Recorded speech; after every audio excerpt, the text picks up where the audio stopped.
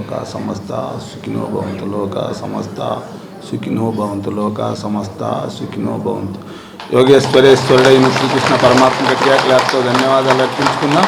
అలాగే గీతామాత గట్టిగా క్లాప్తో ధన్యవాదాలు అర్పించుకుందాం. అలాగే భాగవతామాత గట్టిగా క్లాప్తో ధన్యవాదాలు అర్పించుకుందాం. అలాగే రామాయణ మాత గట్టిగా క్లాప్తో ధన్యవాదాలు అర్పించుకుందాం. అలాగే మహాభారత మాత గట్టిగా క్లాప్తో ధన్యవాదాలు అర్పించుకుందాం. అలాగే వేదమాత గట్టిగా క్లాప్తో ధన్యవాదాలు అర్పించుకుందాం. అలాగే ప్రకృతి మాత గట్టిగా క్లాప్తో ధన్యవాదాలు అర్పించుకుందాం. అలాగే ఉపనిషత్తుల గట్టిగా క్లాప్తో ధన్యవాదాలు అర్పించుకుందాం. అలాగే బ్రహ్మసూత్రాల గట్టిగా క్లాప్తో ధన్యవాదాలు అర్పించుకుందాం. అలాగే వ్యాస భగవాను గట్టిగా క్లాప్తో ధన్యవాదాలు అర్పించుకుందాం. అలాగే సుఖ భగవాను గట్టిగా క్లాప్తో ధన్యవాదాలు అర్పించుకుందాం. అలాగే శంకర భగవాను గట్టిగా క్లాప్తో ధన్యవాదాలు అర్పించుకుందాం. అలాగే వాల్మీకి మహర్షి గట్టిగా క్లాప్తో ధన్యవాదాలు అర్పించుకుందాం. అలాగే గురుదేవులైన పితామహ పత్రిజీ గారి గట్టిగా క్లాప్తో ధన్యవాదాలు అర్పించుకుందాం. అలాగే పోతనామాత్రులు గట్టిగా క్లాప్తో ధన్యవాదాలు అర్పించుకుందాం. అలాగే భూలోక, సూక్ష్మలోక, కారణలోక, మహాకారణలోక మాస్టర్స్ అందరికీ గట్టిగా క్లాప్తో ధన్యవాదాలు అర్పించుకుందాం. అలాగే దివ్యాత్మ స్వరూపులైన కృషి చేసిన అందరికీ గట్టిగా క్లాప్తో ధన్యవాదాలు. అలాగే మనకి శరీరాలను ప్రసాదించిన తల్లిదండ్రులు గట్టిగా క్లాప్ క్లాప్ క్లాప్. ఈరోజు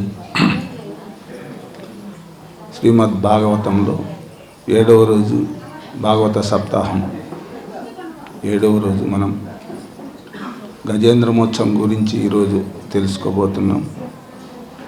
భాగవతంలో ఎంతో అద్భుతమైనటువంటి భగవంతుని గురించి, భగవద్భక్తుల గురించి ఎన్నో కథలు ఉంటాయి. అయినా ఈ గజేంద్రమోత్సవానికి మాత్రం ఒక ప్రత్యేకత ఉంటుంది. దీనికి ఫలశ్రుతిని కూడా సాక్షాత్ నారాయణుడే చెప్పాడు. ఎంత భాగ్యమో! ఎందుకు అంటే ఇది మహత్తరమైనటువంటి ఇది. ఎందుకంటే ఎక్కడ ఏ పారాయణాలు జరుగుతున్నా, ఏ వ్రతాలు జరుగుతున్నా ఈ పద్యాలు పెడతారు. అంటే ఆ పద్యాలలోనే అంత పవర్ ఉంది. సాక్షాత్తుగా దీనికి ఉన్న గొప్పతనం ఏమంటే, సాక్షాత్తుగా ఈ ఘట్టంలోకి వచ్చేప్పటికీ ఒకసారి ఆయన ఘటం ఆగిపోవడంతో ఆయనకి ఏం రాయాలో అర్థం కావడంలే. మూలంలో నుంచి వ్యాసుడు చెప్పిన విధంగా రాయాలా, ఇంకా లేదంటే ఏ రకంగా రాయాలనే ఆలోచనతో ఉన్నప్పుడు ఆయనకు అది గంటం కదలలే. ఆ గంటం కదలనప్పుడు అలా బయటికి వెళ్ళి ధ్యానంలో కొంచెం సేపు కూర్చొని వద్దామని నదీ తీరానికి బిడ్డతో చెప్పి బయటికి పోతే లోపలికి వచ్చేప్పటికి శ్రీరామచంద్రమూర్తి ఈ ఘట్టంలో కొన్ని పద్యాలు రాసి పెట్టాడు. అది దీంట్లో ఉన్నటువంటి గొప్ప అద్భుతం. ఇది సాక్షాత్ శ్రీరామచంద్రుడే వచ్చి అక్కడ లిఖించిపోయాడు. తర్వాత ఇంటికి వచ్చిన తర్వాత చూసుకుంటే అంతకుముందు బిడ్డ వాకిలు తీసింది, రామచంద్రుడు వచ్చాడు, వాళ్ళ నాయన మాదిరిని వచ్చాడు, రాసిపోయాడు. పోయిన తర్వాత ఏమన్నా మళ్ళా వస్తేవి, మళ్ళీ పోయినావు, ఇప్పుడు వచ్చిపోయినావు కదా, మళ్ళీ ఎందుకు పోయినావు అంటే, ఎప్పుడు వచ్చినానమ్మా నేను అప్పుడు పోయినావు, ఇప్పుడు వస్తానని అంటాడు. లేదు ఇంతకుముందే నువ్వు వచ్చిపోయినావు అంటే, నేను రాలేదు, ఇంతకుముందు రాలేదని చూస్తే ఆడ ఆ పుస్తకంలో ఆ పద్యాలు ఉన్నాయి. అందుకే మహత్తరమైనటువంటి విషయం ఇది. ఎంతో మనం అదృష్టం చేసుకుంటే కానీ గజేంద్రమోత్సవం వెళ్ళలేము అంటారు. అంత మహత్తరమైనటువంటి ఆఖ్యానం ఇది. ఈ ఆఖ్యానం చెప్పేటప్పుడు, ఈ కథ చెప్పేటప్పుడు శుకుడు పరిచిన్ మహారాజు చెప్పేది టుంకీగా చెప్పాడు. ఇట్లా ఇట్లా గజరాజు ఇట్లా ఆర్తిస్తే శ్రీమన్నారాయణుడు సాక్షాత్తుగా వచ్చి ఆయనకు రచ్చ చేశాడు అనే విషయం గురించి ఈ కథ టుంకీగా చెప్పాడు. ఆ కథ వింటని ఈయనకు ఆశ్చర్యం అనిపించింది. ఒక ఏనుగేంది, మనిషి ఎన్నో దినాలు ధ్యానిస్తే కానీ, ఎన్నో దినాలు తపస్సులు చేస్తే కానీ శ్రీమన్నారాయణుడు రాడు. అది కూడా ప్రత్యక్షం వచ్చి ప్రత్యక్షం అవుతాడు, మాయమవుతాడు వరం ఇచ్చి. అట్లా కాకుండా పరిగెత్తుకుంటూ రావడం ఏంది, తర్వాత ఆయన వెంట లక్ష్మీదేవి పరిగెత్తడం ఏంది, శంకుచక్రాలు పరిగెత్తడం ఏంది, నారదుడు రావడం ఏంది, విశ్వక్సేనుడు రావడం ఏంది, ఇది చాలా అద్భుతంగా ఉంది. ఈ కథ ఇంతగా సులభంగా చెప్పాడు. ఇంత సులభంగా చెప్పింది కాదు, నేను ఆసక్తిగా ఉంటున్నాను, దీన్ని బాగా వినాలనుకుంటున్నాను. ఆర్తితో అడిగాడు కాబట్టి ఇంత ఆర్తితో అడుగుతాను, దీన్ని వివరంగా చెప్తాను అని అప్పుడు శుకుడు పరిచిన్ మహారాజుకి కథ చెప్పాడు.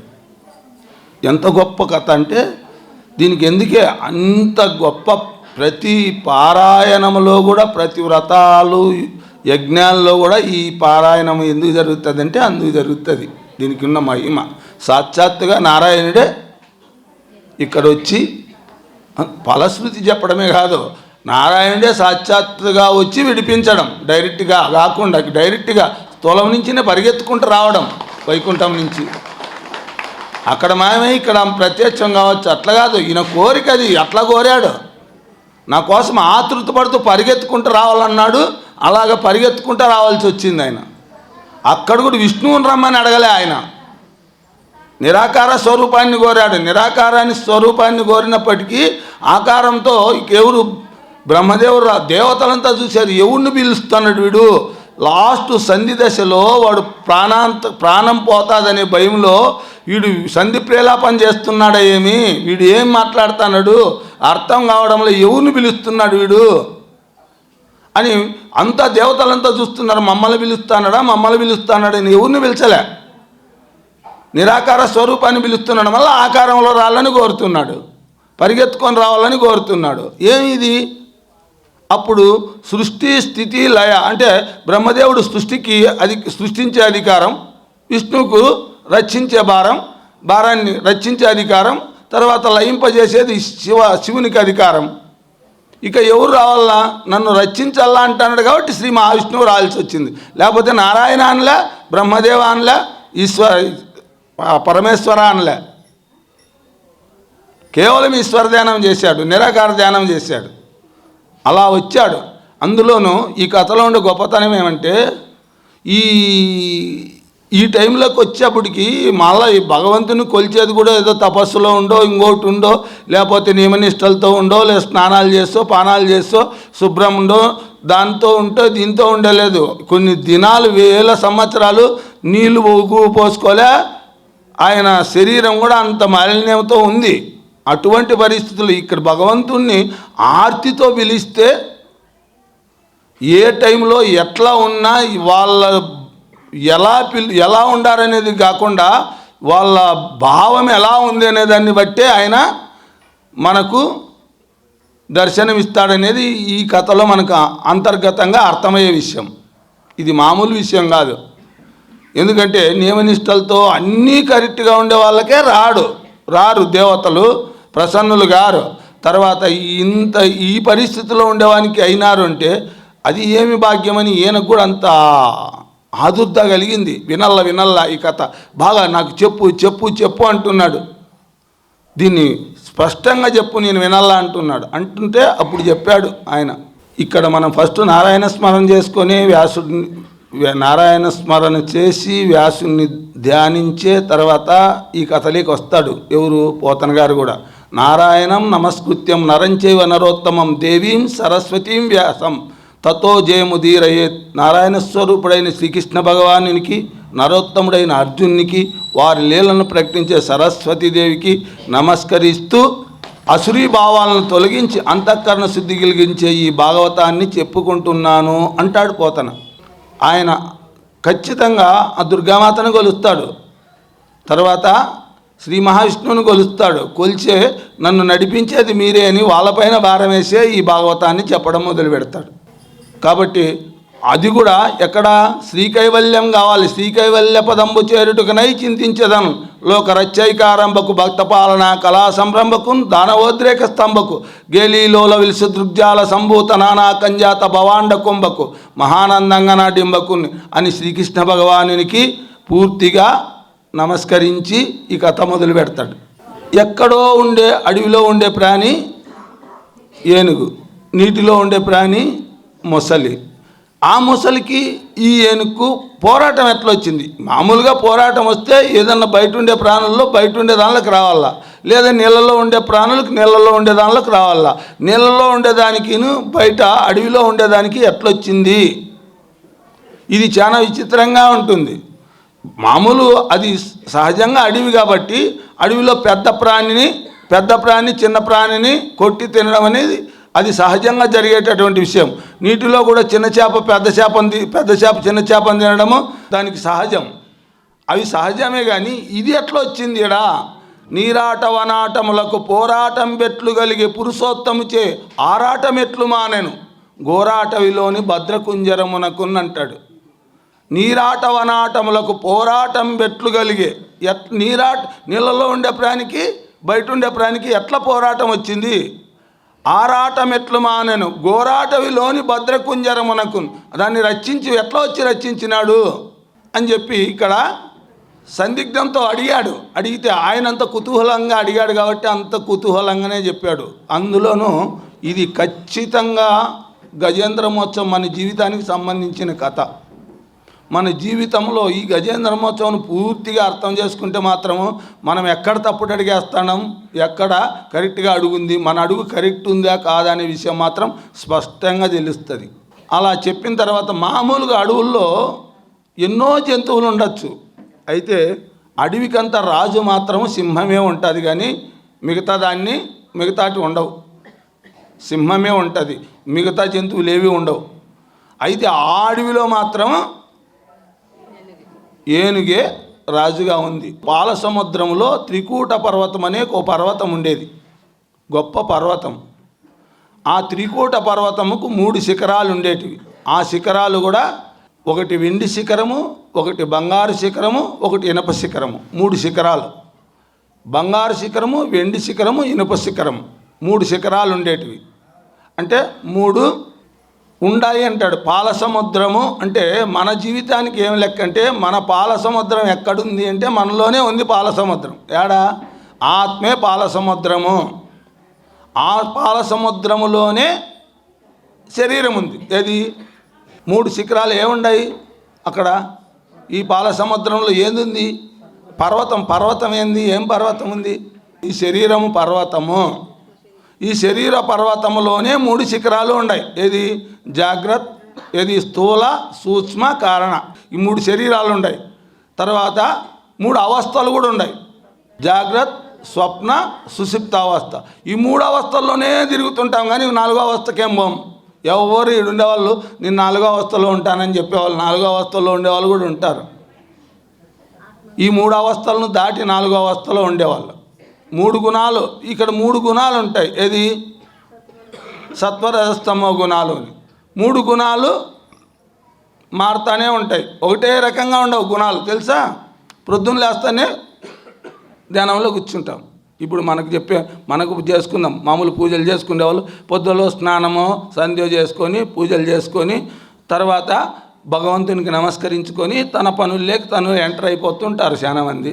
మనం ధ్యానం చేసుకొని ప్రొద్దున లేస్తేనే ధ్యానం తర్వాతనే మిగతా కార్యక్రమాలు చేసుకుంటాం, మొదలు పెడతాం. అంటే ఆ ధ్యానం చేసినంతసేపు సత్వగుణంలో ఉంటాం. తర్వాత కోరికల వెంట పరిగెత్తుంది మన మనస్సు. అది చేయాలా, ఇది చేయాలా, అట్లుండాలా, ఇట్లుండాలా, ఈరోజు ఈ పని ఆ పని, దీంట్లోనే పరిగెత్తుతుంది మనస్సు. ఇలా పరిగెత్తు ఉండేటప్పుడు అది ఏమంటారు? ఏ గుణం అంటారు? అది రజోగుణము అంటారు. భగవంతుని గురించి ధ్యానించుకున్నప్పుడు సత్వగుణంలో ఉంటాం. తర్వాత సత్వగుణంలో నుంచి కొంచెం సేపుకి వచ్చినప్పటికీ రజోగుణంలో రాత్రి వరకు రజోగుణంలో పరిగెత్తాం. ఆ పని చేస్తాం, ఈ పని చేస్తాం, అలసిపోతాం. తర్వాత తమో గుణంలో పడిపోతాం. ఎక్కడ పోతాము? గాఢ నిద్రలేక పడిపోతే నిద్రలో ఉన్నప్పుడు తమో గుణంలో ఉంటాం. అది మళ్ళా ప్రొద్దున లేస్తానే మళ్ళా మొదలే. అసలు సత్వగుణంలో లేకుండా వచ్చేవాళ్ళు కూడా ఉంటారేమో, చెప్పలేము. అది కూడా ఎట్లా? ఇవాళ ప్రొద్దున్నే లేస్తానే సత్వగుణంలో ఉండేవాళ్ళంటే గొప్పవాళ్ళే. పొద్దున్నే లేస్తానే సత్వగుణంలో ఉండరు. లేయడంలోనే మనము రజోగుణంలోనే ఎంటర్ అయ్యే వాళ్ళు చాలామంది ఉంటారు. ఫస్ట్ కోరికలతోనే లేచేవాళ్ళు, లేస్తానే కోరికల్లోనే ఉండేవాళ్ళు కూడా ఉంటారు. భగవంతుని గురించో లేకపోతే మనస్సు నిర్మలంగా ఉంచుకోవాలనో ఎవరు ప్రయత్నం చేయరు చాలామంది. కాబట్టి సత్వరజస్తమో గుణాల మధ్య 3 గుణాల మధ్య తిరుగుతూ ఉంటాం. ఇక 4వ గుణంలోకి వెళ్ళాం మనం. 4వ గుణంలోకి వెళితే అది వేరే స్థాయి, నిరంతర ఆనందమే. ఏం చేస్తున్నా ఆనందంలోనే అన్ని కర్మలు జరుగుతుంటాయి, కానీ అవి కర్మలు వాళ్ళు జరుగుతాయి, వాళ్ళు చేయరు. జ్ఞానులు గుర్తుపెట్టుకోవాల్సిన విషయం, జ్ఞానులు కర్మలు చెయ్యరు, వాళ్ళ ద్వారా జరుగుతాయి. మనము కర్మలు చేస్తాం. గుణాలకు లోబడి ఉన్నప్పుడు కర్మలు చేస్తాం. గుణాతీతులకు కర్మలు జరుగుతాయి. వాళ్ళకు మనకు ఉండే డిఫరెంట్. వాళ్ళు చేయరు, ఒక పండుటాకులా ఉంటారు. గాలి అవైపు ఇస్తే పండుటాకు ఆ వైపు ఎలా పోతుందో, ఆ చైతన్యం ఎలా నడిపిస్తుంటుందో ప్రారంధము మాత్రమే మిగిలింటుంది. ఆ ప్రారంధానికి వదిలేస్తారే కానీ వాళ్ళు ఇది కావాలా అది కావాలా అనేది ఉండదు. కేవలం ప్రారంధానుసారంగా ఆ శరీరం ఎలా పోతున్నా, ఆ మనస్సు బుద్ధులు ఎలా వెళ్తున్నా వాళ్ళు నియంత్రించారు. అక్కడ నియంత్రించే కార్యక్రమం లేదు. జ్ఞాని నియంత్రించడు. కేవలం అవి నడుస్తూ ఉంటే సాక్షిగా చూస్తూ ఉంటాడు. అది 4వ స్థితి, తురియా స్థితి. మనం ఆ తురియా స్థితిలో ఉంటే ఏ బాధ లేదు, ఏ భయము లేదు, ఏ నష్టము లేదు, ఏ కష్టము లేదు. ఆ స్థితి 4వ స్థితిలోకేం రాము. అది ఇక్కడ మెయిన్. ఇది పాలసముద్రంలో త్రికూట పర్వతము, దానికి 3 శిఖరాలు కథ. ఇది జాగ్రత్తావస్థలో కొంచెం సేపు ఉంటాము, స్వప్నావస్థలో కొంచెం సేపు ఉంటాము, తర్వాత సుషుప్తావస్థలోకి వెళ్తూ ఉంటాము. కాబట్టి ఇది విషయం. ప్రొద్దున లేస్తేనే సత్వగుణంలోనే ఉంటాము, రజోగుణంలోకి వెళ్తాము, తర్వాత తమో గుణంలోకి వెళ్తుంటాం. దినంలో 3 దానిలోనూ ఈ 3 గుణాల్లోనూ తిరుగుతూ ఉంటాం. ఇది మన జీవితంలో మనం అర్థం చేసుకోవాల్సిన విషయాలు. అది పూర్తిగా వాళ్ళు ఇట్లుంటుంది అని చెప్పకుండా ఒకదాన్ని అడ్డపెట్టి చెప్తూ ఉంటారు. మనం దాన్ని అర్థం చేసుకుంటూ వెళ్ళాల్సి ఉంటుంది. అలా ఉండే అటువంటి అడవిలో బ్రహ్మాండమైనటువంటి గొప్ప అడవి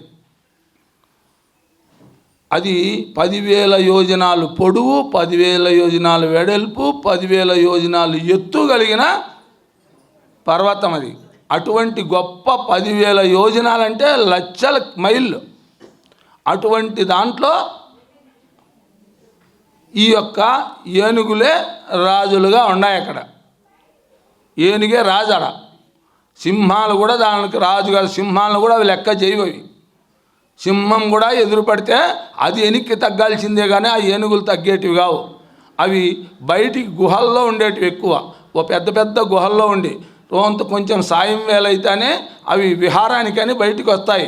అవి విహారానికి బయటికి వచ్చినప్పుడు వస్తూ ఉంటే చీకట్లు కమ్ముతున్నాయా అన్నట్టుగా ఉండేది. నల్లగా మొబ్బు కమ్మకపోతున్నట్టుగా ఉండేది. అంతా అంటే కొన్ని లక్షల ఏనుగులు.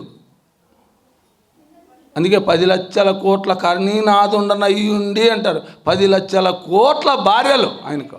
ఎవరికి? గజరాజుకు 10 లక్షల కోట్లు ఉంటారు. అంతమంది 10 లక్షల కోట్లు. ఆయన గజరాజుకు ఉంటారా లేదా? మనకు ఉంటారా లేదా? మనకు ఉండారా లేదా? మనకు కూడా ఉండారు. ఏడా చెప్పండి అట్లా.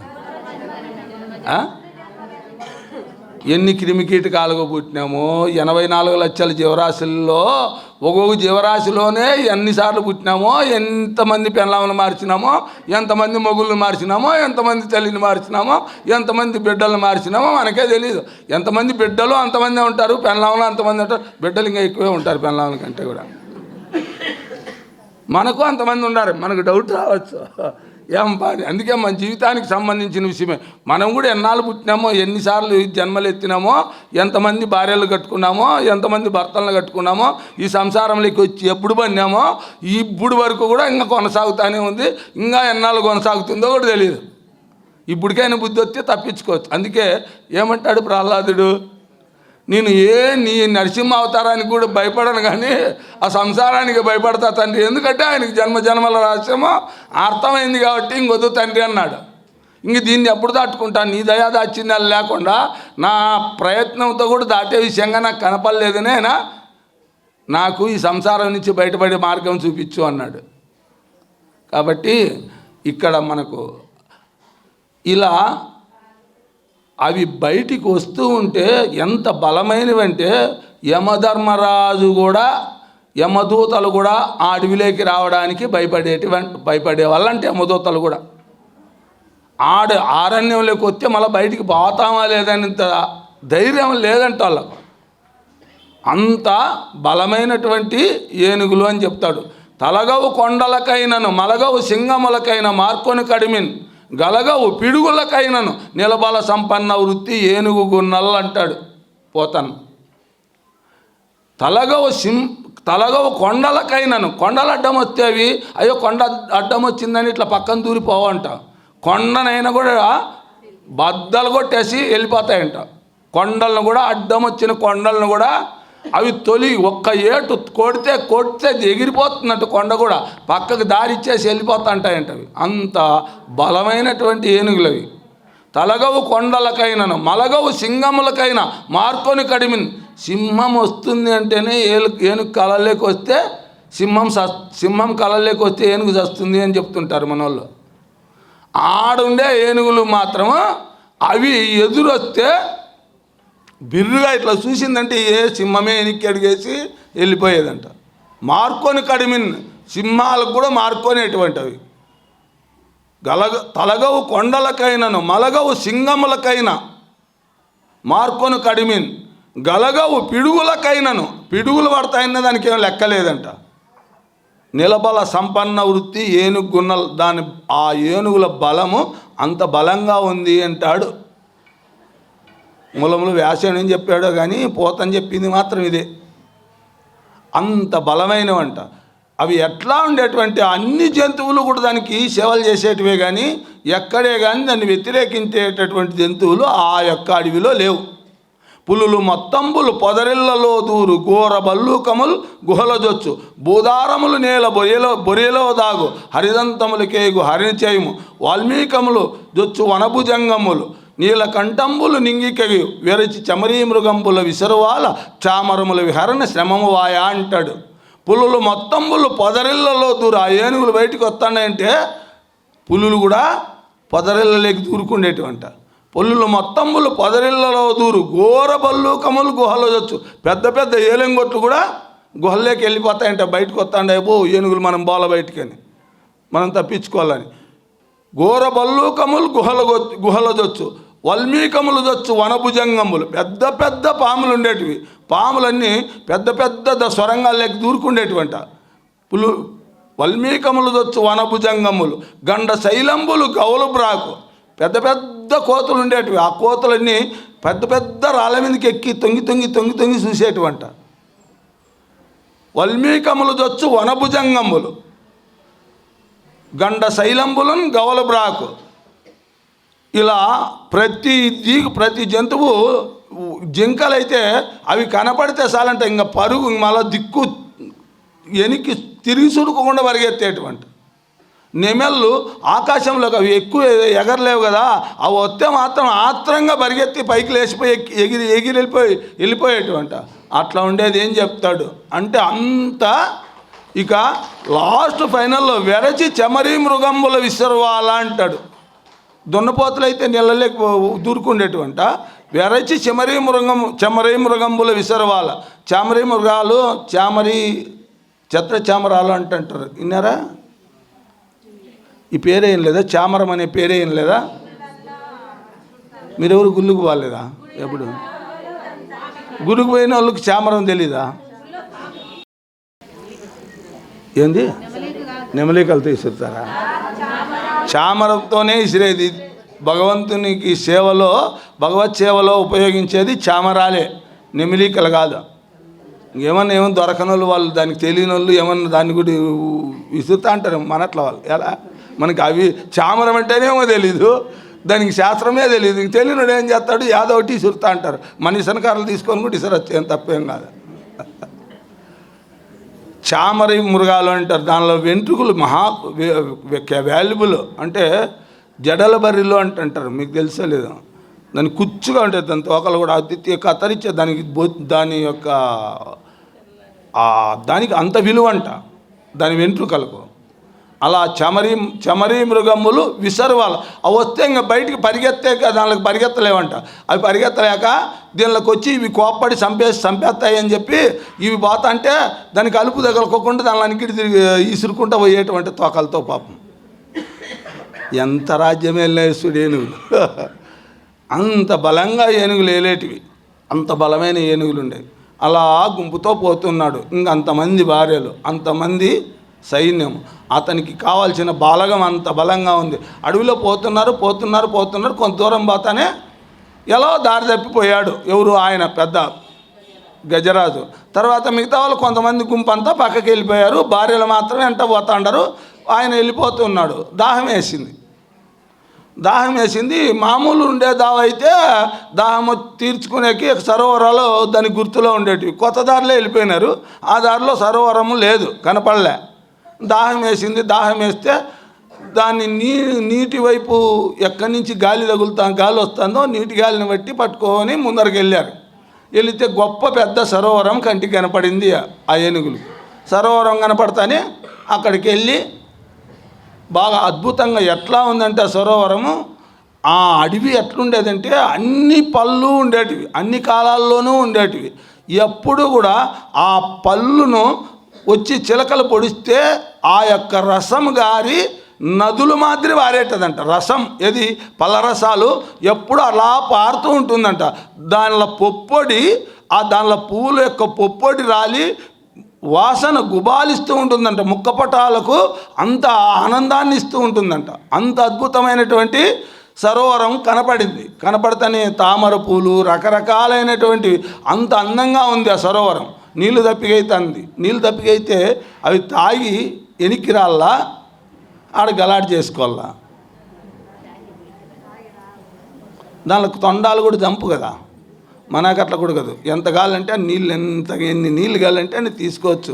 సరోవరం ఒడ్డు నిలబడి మట్టంగా నీళ్ళు తీసుకోవచ్చు. మనకు నీళ్ళు తప్పికైతే అనుకో, ఏదో చెరువులోనో లేదా కాలువలోనో ఏదైనా కాలువ పోతా అంటే దాంట్లో కాలువలోకి దుంకుతామా, చెరువులోకి దుంకుతామా? ఏది ఆ నీళ్ళు తీసుకొని తాగుతాము, దప్పికి తీర్చుకుంటాం. దప్పికి తీర్చుకునేకి ఏం కావాలా, నీళ్ళు తీసుకొని తాగాల. స్నానం చేయాలో లేకపోతే ఇంకా ఈదులాడాలంటే అందులోనూ అంత పెద్ద సరోవరంలో అక్కడ కేవలం చేపలో ఎండ్రకాయలో ఉండేది కాదు. అది ముసళ్ళతో కూడిన సరోవరం. అంత బలంగా బలమైన ముసళ్ళు ఉన్నాయి దాంట్లో.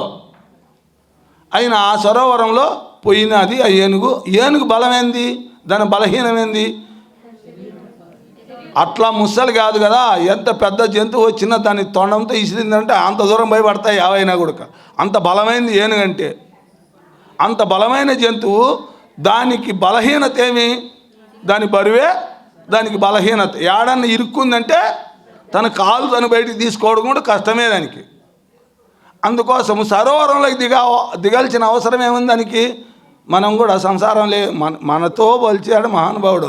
ఆయన నువ్వు సంసారంలో కూడా ఇట్లే ఇరుక్కుండావు అని చెప్పుకోకుండా ఏనుగును అడ్డపెట్టి మనకు చెప్తాన్నాడు. మనం కూడా ఎందుకు వస్తాము సంసారంలోకి?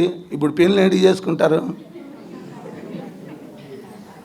ఏ నానా అల్లరి చేయడానికి చేసుకుంటారా? ఎందుకు తెలుసా పెళ్లి చేసుకునేది? పెళ్ళి ఎందుకు చేసుకుంటారని తెలుసా మీకు? కోరికలు తీర్చుకునేక, సుఖాలు పొందేక, ఇంద్రియ సుఖాలను పొందేక. పారమార్థికంగా భార్య ధర్మపత్ని అంటే ధర్మార్థ కామమోత్సాలను దాటి తన్ను తాను జీవుడు ఉద్ధరించుకోవడానికి ధర్మపత్ని అని ధర్మంగా పెళ్లి చేసుకుంటాడు. ఎందుకంటే మనం జీవితంలోకి వచ్చి ఒకరికొకరు తోడుగా ఉండి దానాలు ధర్మాలు తర్వాత పుణ్యాలు చేసుకుంటూ పారమార్థికమైన విషయాలు వింటూ భగవంతుణ్ణి చేరడానికి మనం చేసే ప్రయత్నము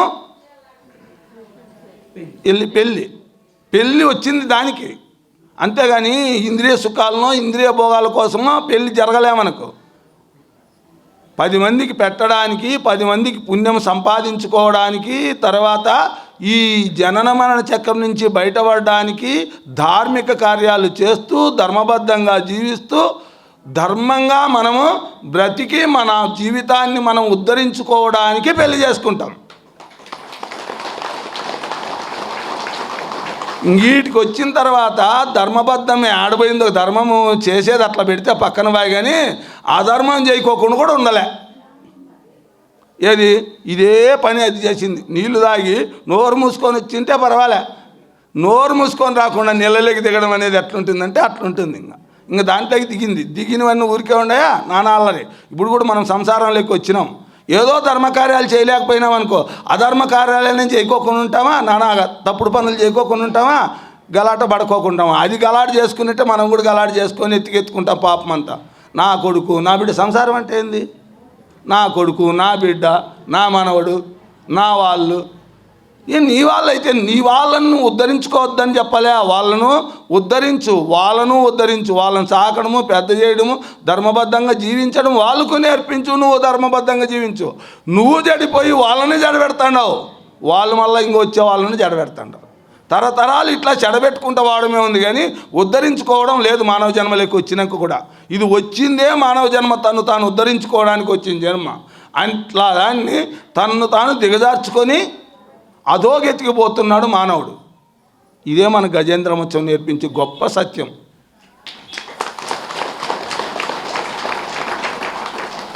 ఇది నీళ్ళలోకి దిగింది, అది చేసిన అల్లరి నానా అల్లరి చెప్పే కాదు. పక్కన భార్యలు ఉండారు కదా అని ఇక చూసుకో దాని కథ తడాక. అవన్నీ ఏం చేస్తాడంటే నీళ్ళు బిర్రుగా తీసేది, ఒకదానిపైన ఒకదానిపైన కొట్టుకుండేది. ఈయన ఈయనకి మీద ఆయనకి, ఆయనకి మీద ఈయనకి చిమ్ముకుండేది. అలా ఒకదానిపైన ఒకటి విపరీతమైనటువంటి నీళ్ళు చల్లుకోవడంలో ఎట్లా వీగుతున్నాయంటే అవి దాంట్లో ఎన్నో చేపలు ఉంటాయి, ఎండ్రకాయలు ఉంటాయి, ముసళ్ళు ఉంటాయి, ముసలి పిల్లలు ఉంటాయి. ముసలి పిల్లలు, ఎండ్రకాయలు, చేపలు అన్నీ తొండంలోకి వచ్చేటివి. తొండంలో నుంచి కొడితే దాని మీద పడేటివి, దీని మీద పడేటివి. ఇది కాకుండా ఇంకా ఏం చేశాయంటే కొన్ని ఆ తమర్తులన్నీ పీకేదిను ఆ పెద్ద గజరాజుకు మెప్పు కోసం వేసేది, మెడకు తలకాయ మీద వేసేది, పొయ్యి మీద పై మీద వేసేది. కొన్ని పూలు తెంపేది, పొప్పుడు తీసేది, చల్లేది. కొన్ని అయితే లోపల ఇవి ముత్యాలు రత్నాలతో ఉన్నట్టు ఉంటాయి. ఇవి ఆల్చిప్పలు పగలగొట్టి ముత్యాలు తీసి ఈయన పైన చల్లేది. ఇలా నానా అల్లరి చేస్తున్నాయి. అలా తొండంబులు పూరించుచు గండంబులు జల్లుకొనుచు గలగల రవమును మెండుకొన వలద కడుపుల నిండన్ వేదండ కోటి నీరుంద్రావెన్. బాగుంది అంతవరకు. తొండంబులు జల్లుకున్నారు. తొండంబులు పూరించుచు గండంబులు జల్లుకొనుచు గలగల రవమును మెండుకొన వలద కడుపులు నిండన్ వేదండ కోటి నీరుంద్రావెన్. నీళ్లు ఫుల్గా తాగినాయి, కడుపులన్నీ నిండిపోయినాయి. ఇంకా నోరు మూసుకొని బయటికి రాచ్చా? మనం కూడా సంపాయిలో కొడుకు సంపాదించినాం, తర్వాత మనవనికి సంపాదించినాం, ఇంకా 10 తరాలకు సంపాదించినాం. ఇప్పుడైనా తప్పుడు పని మానుకుంటామా? అధర్మ కార్యాలు మానుకుంటామా? మానుకోలే. ఇంకా ఏంది వ్యామోహం. ఇంకా వాళ్ళు దాన్ని ఆడ కూడా అట్లే వచ్చింది. ఏనుగుల కథ కూడా ఆడే ఉంది. ఆ ఏనుగుల కథే. గజ అంటే తిరగేయండి, జగ అంటే ఏమంటే జగం అంటే ఏమంటే సంసారమే జగం. ఈ సంసారంలోకి వచ్చి మనము అవి నానా అల్లరి ఎట్లా చేస్తుండయో మనం కూడా సంసారంలోకి వచ్చి నానా అల్లరి చేస్తున్నాము. మనకు అర్థం కాలే ఇది అల్లరి అనేది. అది ఎప్పుడు వస్తుంది అంటే ఏనుక తింటేనే వస్తుంది. లాస్ట్ దానికి ఎత్తికి ఏమొచ్చిందో ఆ గెత్తి మనకు వచ్చినప్పుడు కూడా కనపడుతుంది. అంతవరకు కనపడదు, అల్లరి చేసేటప్పుడు కనపడుతుంది. అల్లరి ప్రభావం మళ్ళా తర్వాత కాలంలో కనపడుతుంది. ఇప్పుడు ఏనుక కథ కూడా ఇదే. అలా ఇవలోకేంద్రుడు హస్తరంధ్రంబుల నీరెక్కించి పూరించి చండప మార్గమ్మనెకెత్తి నిక్కివడి నుడ్డాడించి పింజింపన రబటిన్ నీరంలోన బెల్లెక్సి నక్రగ్రహ పాటినముల్ నపమందాడను మీన కర్కటమును బట్టను సొరలు మాన్పడన్ అంటాడు. ఇవలోకేంద్రుడు హస్తరంధ్రంబుల నీరెక్కించి పూరించి చండప మార్గమ్మనెకెత్తి నిక్కివడి నుడ్డాడించి పింజింపన రబటిన్ నీరంలోన బెల్లెక్సి నక్రగ్రహ పాటినముల్ నపమందాడు మీన కర్కటం బట్టను సురలం రాన్పడన్ అంటాడు. ఈ పోతను చాలా అద్భుతంగా వర్ణిస్తాడు ఈ పద్యాన్ని. ఒక్కసారి నీళ్ళు బొర్రమని పెద్ద మోటార్ 16 బోరు పీకినట్లు పీకుతుందంట. బొర్రమని పీక్కొని తొండంలో నింపి కొడితే ఆకాశంలోకి ముసళ్ళు ఎండ్రకాయలు ముసళ్ళు పోయి మకర రాశిలో పడతాండాయా అన్నట్టుగా కొడతాందంట. ఎండ్రకాయలు పోయి కర్కాటక రాశిలో పడతాండాయన్నట్టు, చేపలు పోయి మీనరాశిలో పడతాండాయన్నంతగా పడతాండాయంట. పైలోకాల్లో దేవతలు కూడా ఆశ్చర్యపోతాండ్రు. పైన విమానాల్లో వాళ్ళకి నిలబెట్టి చూస్తాడారట. ఏంద్రా ఇది, ఎవడు ఇంత బలవంతుడు, ఇంత నూకుతాడు, ఏంది ఆకాశం అంతా కూడా ప్రెజర్ కొడతానంట. అంత ప్రెజర్ చూపిస్తానంట ఆయన. ఏంటికి చూపిస్తాడు ఆయన? ఏం బలమని? ఈ ఊరిని ఏంటికి ఆ బలం చూపిస్తాడు? తన సైన్యం, తన భార్యలో, తన పిల్లలో నేను ఇంత గొప్ప.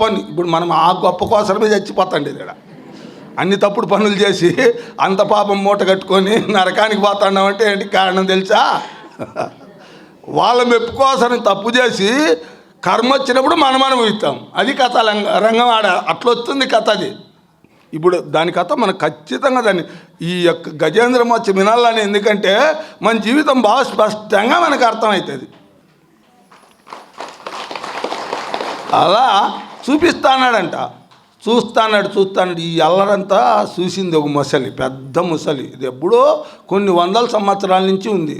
అవురా, అది నా యొక్క ఏది ఆ సరోవరం ఎవరి స్థానం? అది ముసలి స్థానం. నా స్థానంలోకి వచ్చి పరాయి స్థానంలో ఉండే భూమి మీద ఉండేటువంటి ఏనుగు నాకంటే బలవంతులు లేడని ఇంత చేస్తాంది. ఇది దీన్ని వదిలిపెట్టకూడదు, దీన్ని మృత్యులోకానికి పంపేయాలి, వీటి నుంచి ఇక్కడి నుంచి ఇట్లా పైకే పంపేయాలి, ఇంకా గట్టుకు జారిని కూడా తిన్ను అని నిర్ణయించుకుందంట. తర్వాత బొగబొగలు చేసింది. బొగబొగలు చేసి వచ్చి కాలు పట్టుకుంది. కాలు పట్టుకుంటే ఇది కానీ ఊరికే ఉంటుందా? ఏముంటుంది? ఇదేం సామాన్యమైన బలమైందా? కాలు పట్టుకుంటానే తొండంతో పిడుగు కొట్టినట్టుగా, పిడుగేసినట్టే, పిడుగు కొడితే పడితే అట్లా ధ్వంసం చేస్తాడో అట్లా ధ్వంసం అయ్యేటట్టుగా కొట్టిందంట. తొండంతో కొట్టి దాని పొరల్లోకి తన దంతాలతో పొడిచిందంట. పొడుతాని ఈ పోటుకు తట్టుకోలేక అది వదిలేసిందంట. వదులుతానే పరిగెత్తాందండి, ఇంక బయటికి బాలని. అంత స్పీడ్గా బాలేదు కదా, దీనికి బరువే దీనికి శాపము, ఇంకా పైకి బాలేదు. ఇది మళ్ళీ దాన్ని జయించాలనుకోలే, ఏదాన్ని మొసల్ని జయించాలని ప్రయత్నించాలి. ఎందుకంట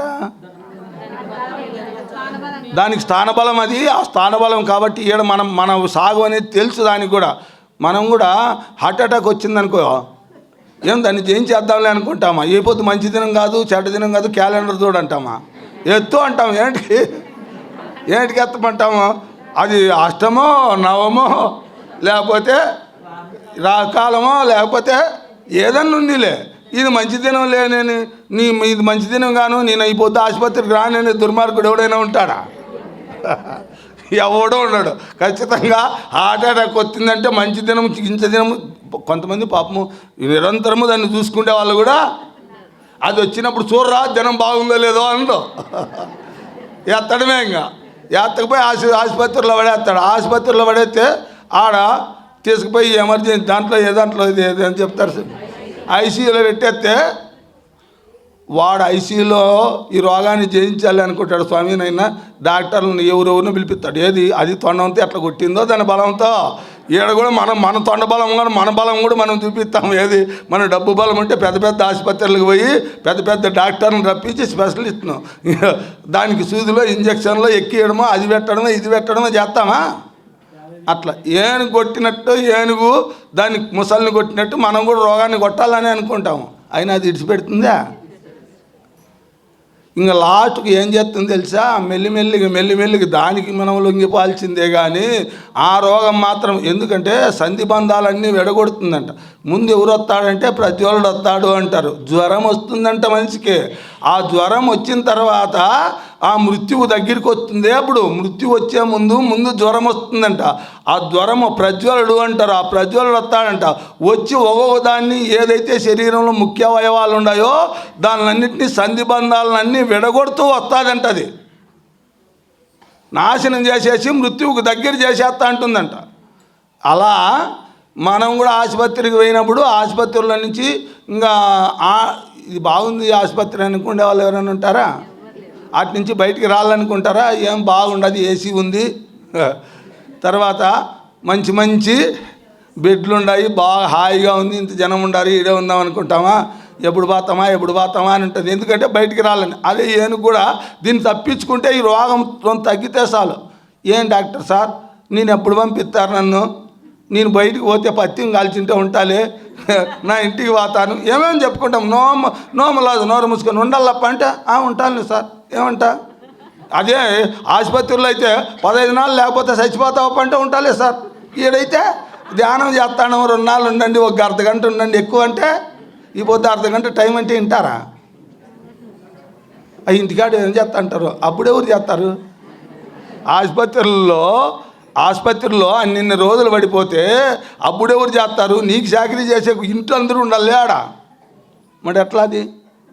అదే అల్లరి చేసుకునే పనికి ఆడొస్తుంది పనిష్మెంట్ మనకు. ఏమేమో తిప్పలు పడుతుంది. అది పడిన తర్వాత ఆసుపత్రి నుంచి బయటికి రావడానికి మనం ఎంత తిప్పలు పడతామో, ఏనుగు ఎంత తిప్పలు పడిందో మనం కూడా అంతే తిప్పలు పడతాం. మనకు కూడా వస్తుంది ఖచ్చితంగా, మళ్ళీ రాదనుకోవద్దండి. ఆసుపత్రి మేమేమి ఇప్పుడు బాగుండే, మాకేమో అన్నీ బాగున్నాయి అంటారు. ఏం పోతుందో ఎప్పుడు వస్తుందో తెలీదు. నిన్నటి వరకు బాగా నడుస్తాడు, బాగా మాట్లాడుతాండే, హార్ట్ అటాక్ అంటే చచ్చిపోయినాడంట. ఏం కుంటలే, దగ్గలే, అడుగుతుందో తెలీదు. ఇట్లుంటుంది పరిస్థితి. అందుకే ఎప్పుడు వస్తుంది అనేది అందరికీ అది మర్చిపోతాం మనం. వానికి గుద్దిందా చచ్చినాడా, అయ్యో ఎంత సావుపా, మళ్ళీ మనకు అది వస్తుందనే ఆలోచన లేదు. నేను ఒకవేళ వస్తుందనే ఈసారి ఏమి ఇట్లా చెప్తాడు మాకు, అది మళ్ళీ భయం పెడతాడు అనుకోండి. భయం ఏం కాదు కథ, అది వాస్తవం. అది భయపడినా నువ్వు భయపడకపోయినా మృత్యు ఆగదు. కాబట్టి అది వచ్చేది వస్తుంది. దాన్ని జాగ్రత్తగా నువ్వు ముందే నీకేం కావాలో ఈడ ఏం నువ్వు పొందాలో, రేపు శరీరం వదిలిన తర్వాత 10 మంది దగ్గరికి వెళ్ళి చేతులు జాసి అడుక్కుండే రాత లేకుండా చూసుకో అని చెప్తుంది మనకు ఈ గజేంద్ర మోక్షం. ఎప్పుడైనా రావచ్చు.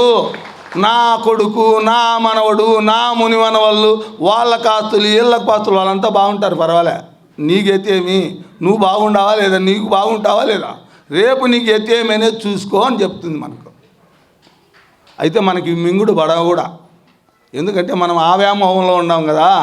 ఈ మాటలు కూడా మనకి మింగుడు పడవు. అట్లని మేము ఈడ ధ్యానం చేసుకుంటే ఏం గెత్తి పడతాం? ఏం గెత్తి పట్టరు. దానం చేసేవాడు ఏమీ గెత్తి పట్టాడు. దానం చేసేవాడికి ఏదైనా గతి వచ్చిందంటే అది పూర్వజన్మ కర్మను బట్టి వచ్చింటుందే కానీ వాడు చేసిన పుణ్యానికి కీడు అనేది జరగడం అసంభవమైన విషయం. ఆయప అంత దానం చేసి ఆయపకి ఏం రాత వచ్చిందంటే ఇప్పుడు వచ్చిన రాత కాదు, ఇది ముందు దీని ప్రభావం ఉంటుంది. ఇప్పుడు చేసిన పుణ్యము, నువ్వు చేసింది ఏది కూడా ఇంత కూడా బాదు. పెట్టుకున్నది నీది కాదు, పెట్టిందే నీది. ఈ భూమి మీద ఉన్నప్పుడు నువ్వేదైనా ఎవరికైనా పెట్టింటేనే దాని ప్రయోజనం ఉంది. నువ్వు కూడబెట్టింది ఏమాత్రం కూడా నీది కాదు, అది పరులదే. నీది మాత్రం ఏమీ కాదు. నువ్వు చేసిన పాప పుణ్యాలు మాత్రం నీ ఎంట ఉంటాయి. నువ్వు సంపాదించిన ఆస్తులు కానీ ఏవి నీ ఎంట రావు, నీకు సంబంధం లేదు దానితో. ఈ విషయం మనకు తెలిసినట్లే ఉంటుంది, మళ్ళా దానికే బలవుతూ ఉంటాం. ఆ కర్మలే కట్టుకుంటూ ఉంటాం, పాపాలే చేస్తూ ఉంటాం. పాపాలు చేయొద్దనే దానికే మనకు విషయాలు ఆ మహాపురుషులు ఎందుకు చెప్తారంటే, వాళ్ళు సంపూర్ణంగా భూత భవిష్యత్ వర్తమానాలను ఆకలింపు చేసుకున్న వ్యక్తులు, అర్థమైన వ్యక్తులు. ఈ జీవుడు ఈ పొద్దు ఈ విధంగా ఉండాడంటే వాని మగం చూస్తేనే వానికి ఏ జన్మలో ఏ కర్మ చేసి ఈ కర్మ వచ్చిందో కూడా వాళ్ళకి అర్థమవుతుంది కాబట్టే విషయాన్ని పూర్తి కూలంకషంగా అవగాహన చేసుకున్నటువంటి వాళ్ళు కాబట్టే ఈ తప్పులు మీరు చేసుకోవద్దండి నాయన, మిమ్మల్ని మీరు సంస్కరించుకోండి అని మనకు శాస్త్రాలు ఘోషించి చెప్తున్నాయి. అయినా మనకు మాత్రం మామూలులోనే ఉంటాం. మామూలు చెప్తా అంటారు లేవన్నీ అనుకుంటాం. ఖచ్చితంగా ఏ కర్మ చేస్తే ఆ కర్మకు ఫలితం తప్పకుండా అనుభవించాల్సిందే. అది మంచి చేసినా నిన్ను వదలదు, చెడు చేసినా నిన్ను వదలదు. మంచి చేస్తే అది నీకు తిరిగి మంచి వచ్చే తీరుతుంది, చెడు చేస్తే చెడు వచ్చే తీరుతుంది. ఇది కర్మ రహస్యం, కర్మ సిద్ధాంత రహస్యమే ఇది. అలా ఎంత టైం? 6:30. అప్పుడే గంట అయిపోయిందా మేడం? అర్ధగంట కాదు మేడం, ఎంతకు వచ్చింది అది?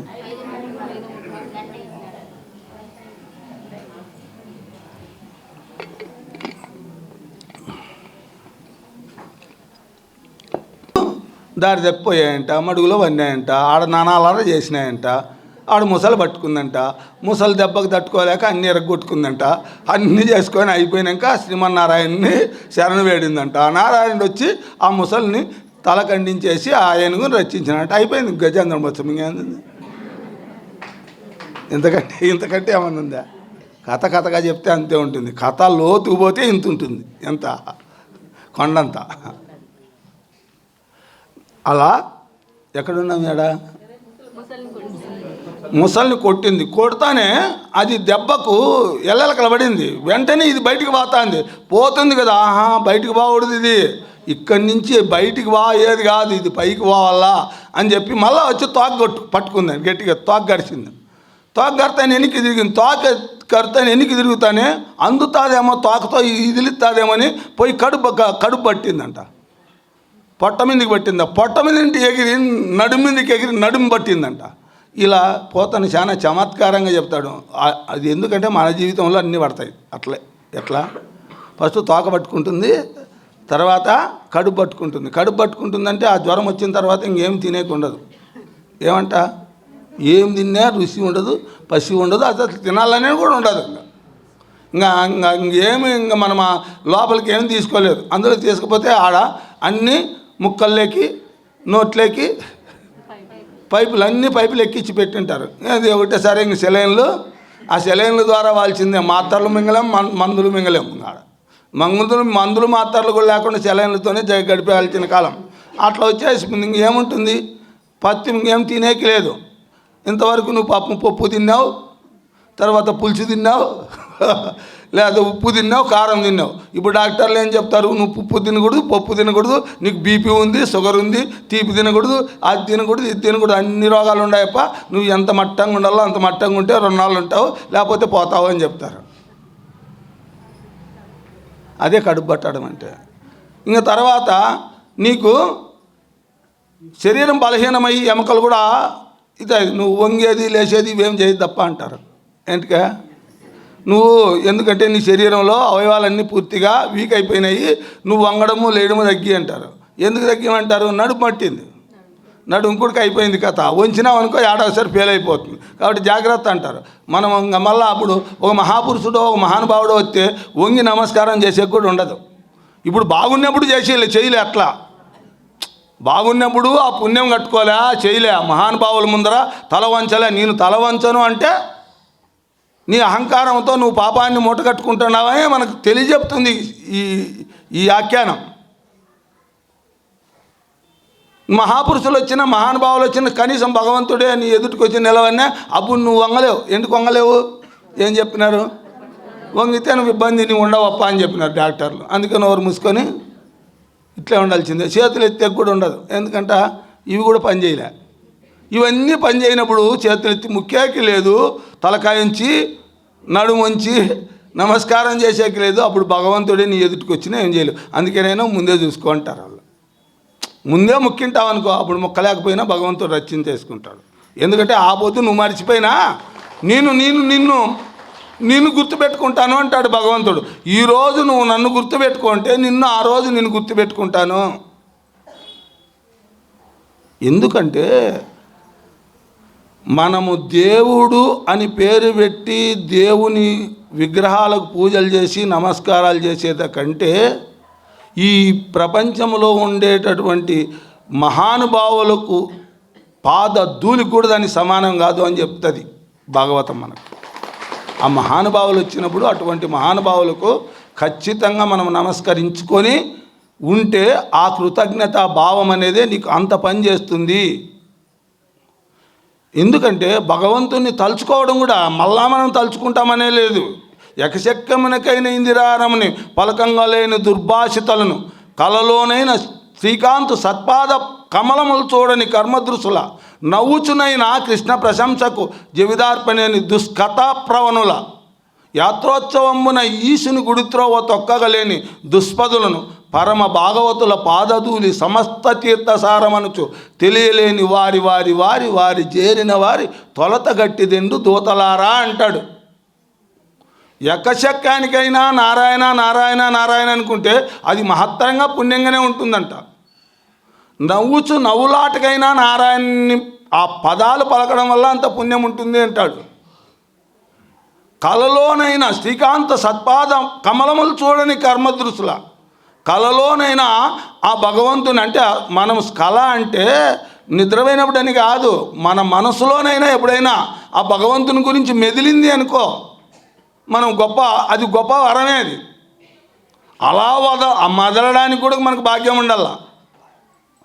యాత్రోత్సవమునైనా ఈశుని గుడిత్రోవ తొక్కగలేని దుష్పదలను. కొంతమంది టూర్లు పోతారు, గుళ్ళు మహత్తరమైనటువంటి శక్తి క్షేత్రాలు ఉంటాయి, మహానుభావులు ఎంతోమంది ఋషులు యోగులు ఉంటారు, వాళ్ళతో మాకేం పనిలే. మేము ఏదో ఆ సీన్లు చూసేది ఏందంటారు అది సైడ్ సీన్స్ చూసేకి వచ్చినాం. మాకేం గుళ్ళతోనూ గోపురాలతోనూ మునులతోనూ యోగులతోనూ ఋషులతోనూ ఏడు గొప్ప మహానుభావుడు ఉన్నాడంట పదావరాని అంటే కానీ వాళ్ళు మీరు బైరాపండి అనేవాళ్ళు కూడా ఉంటారు. మేము ఏడ బాగుంది హోటలు, ఏడ బాగుంది అది ఇది తినేది, లేకపోతే అది తిరిగేది, అది చూసేది, దాని మీదే దృష్టి ఉంటుంది. కానీ వాస్తవంగా భగవంతుని సంబంధమైన దానిపైన దృష్టి ఉండదు. ఇదే అల్లరంటే మామూలు అల్లరి కాదు, ఇది మన అల్లరి. ఇంకా దేనికంటే బలమైన అల్లరే. ఈ అల్లర్లు చేసి లాస్ట్కి ఆ ఎత్తి వస్తుంది, ఎప్పుడో ఒకసారి వచ్చినప్పుడు చూస్తుంది ఇది.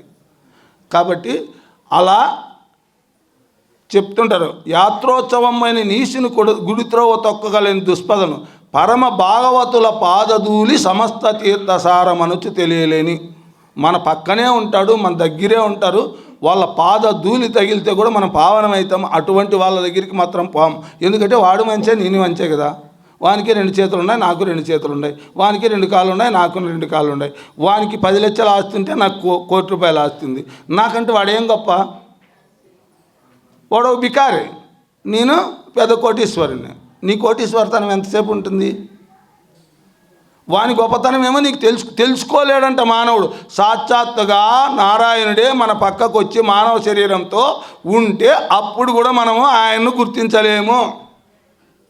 ఒకవేళ గుర్తించినా మన అహంకారం అడ్డం వస్తుంది. ఏదైనా ఒక కళతో మనకు ఎప్పుడైనా అది అగుపడినా ఆ దైవత్వం అనేది వాళ్ళ నుంచి బయటకు వచ్చినప్పుడు అలా ఒక్కసారి వెలుగు కనపడినా ఆ వెలుగును కూడా గుర్తించలేకుండా పోయేవాళ్ళు చాలామంది ఉంటారు. గుర్తించలేం మనం. అలా మనము పోగొట్టుకుంటాం. అలా ఎంత పోగొట్టుకుంటామంటే అటువంటి మహానుభావుల పాద ధూళి తగిలినా కూడా మనకు పావనమవుతాం. అందుకే మహాపురుషులు ఎక్కడైనా ఉండారు అంటే వాళ్లకు ఖచ్చితంగా నమస్కారం చేసుకొనే పోవాలా. ఇటువంటి కథలు మీరు ఎన్నో ఉన్నాయి మహాభారతంలోను రామాయణంలోను. అవి చెప్తూనే ఉంటాము, వింటూనే ఉంటారు కూడా. మళ్ళా మామూలుగానే ఉంటాం. మనం ఇంటానే ఉంటాం, చెప్తూనే ఉంటాం, అయినా మళ్ళా దాంట్లో పడిపోతూనే ఉంటాం. పరమ భాగవతుల పాదధూళి సమస్త తీర్థ సారమను తెలియలేని వారి చేరిన వారి తొలత గట్టిదెండు దోతలారా. యమదోతలతో చెప్తాడు, వీళ్ళని గురించి మీరు ఆలోచన చేయొద్దండి, ఎత్తుకొని రండి. వాళ్ళంతా మన పార్టీలే. ఎవరి పార్టీలు? ఏంటికి వాళ్ళకి ఎక్కడ తీసుకుపోయే వాళ్ళు?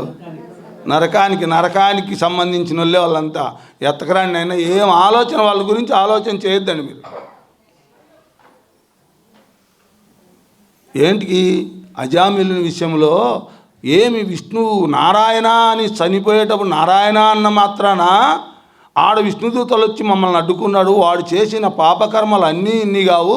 అన్ని పాపకర్మలు ఫలితము చూడకోకుండా కేవలం సచ్చేటప్పుడు అది కూడా వాడు డైరెక్ట్గా నారాయణ అనే పదం ఎందుకు వాడినాడంటే వాని కొడుకు పేరు కోసం వాడినాడు. కొడుకు మీద ఉండే ప్రేమతో వాడినాడు. దానికి వానికి వచ్చి విష్ణుదూతలు అడ్డుపడతారు. ఏమిటి విషయము? మనం ఆ సుపీరియర్స్ పైనుండే వాళ్ళము. మనకు వాళ్ళు అధీనులా, మనకు వాళ్ళ అధీనులా? మమ్మల్ని అడ్డుకొని వెనక్కి పంపించినారు అంటే వాళ్ళు మనకు బాసులనైనా వాళ్ళు వచ్చినారంటే మీరు నోరు మూసుకొని రాల్సిందేను. ఎందుకంటే వాళ్ళు వచ్చినారంటే ఈ జన్మది కాదు, వాడు ముందు జన్మలో ఎప్పుడో చేసుకున్నాడంటే పెద్ద పుణ్యం. ఈ జన్మలో కూడా చేసినాడు. ఎందుకంటే అతనేం సన్న సత్కర్మలు చేయలే. అజామినుడు విన్నారా ఎప్పుడైనా అజామినుడి కథలు? ఈతడు సత్కర్మవర్తమున భూదేవి కులమున పుట్టినాడు. దాంతుడై శాంతుడై ధర్మ సంశీలుడై సకల వేదములు చదివినాడు. అనయంబు గురువుల నత్తితుల పెద్దల చేరి శుశ్రూషలు చేసినాడు. సత్యభాషణ నియమంబు జరిపినాడు. నిత్య నైమిత్తికాదులు నెరపినాడు. డంబలోపాది గుణములు ధరిపినాడు. మంచి గుణములు తన యందు మరిపినాడు. అన్ని గుణాలుండేవాడు కూడా వాని పూర్వజన్మ కర్మ వల్ల, చెడు కర్మ వల్ల వాడు చెడు సవాసాల్లోకి వెళ్ళి చెడిపోయాడు. అంత మాత్రం చేత భగవంతుడు వాడిని వదిలిపెట్టలే. వాడికి సచ్చేటప్పటికి నారాయణ అనే పదం వచ్చింది. అది భాగ్యం ఆయనకి. తిరిగి అవకాశం వచ్చింది మళ్ళా తిరిగి నిలబడుకుండేకి. అందుకే మనం ఏ జన్మలోనైనా భగవంతుని యొక్క అనుగ్రహం ఉంటే ఎప్పుడో ఒకప్పుడు మనల్ని ఏదో ఒకటి అడ్డు పెట్టుకొని గడ్డకేస్తాడనేది ఇది. అటువంటి కథలు వినాలా, ఖచ్చితంగా అజామిలుని కథ వినాలా. ఎప్పుడో ఒకసారి ఇక్కడ అజామిలుని కథ చెప్తా.